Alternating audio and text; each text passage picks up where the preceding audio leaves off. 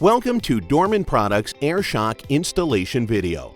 Before you begin, this installation is considered to be a medium difficulty installation. We recommend an advanced do-it-yourselfer or seasoned technician handle this repair.